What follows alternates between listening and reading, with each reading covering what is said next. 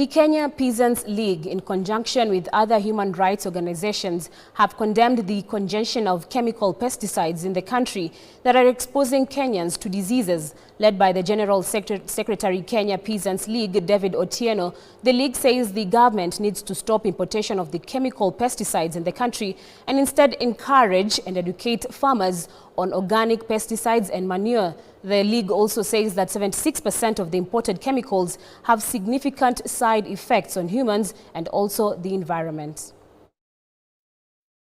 As the Kenyan Peasants League, we conducted a case study in 2 counties, that is Baringo and Migori, to assess the trend and use of the banned chemical pesticides and also the readiness of the Kenyan smallholder food producers to use organic pesticides.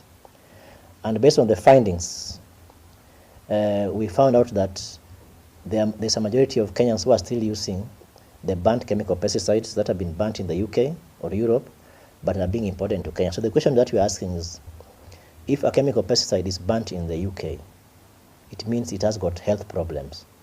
It means that it can also affect Kenyans. Why is it that the Kenyan government is still allowing importation of these banned chemical pesticides that have been banned in Europe and in the UK, and they are bringing them to Kenya?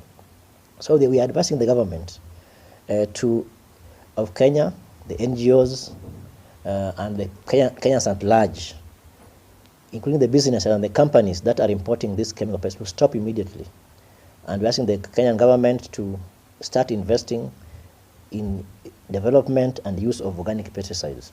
And lastly, we ask the Kenyan government to compel the UK government and some of the European countries to take action on those companies in UK that manufacture banned chemical pesticides in those countries and still distribute them.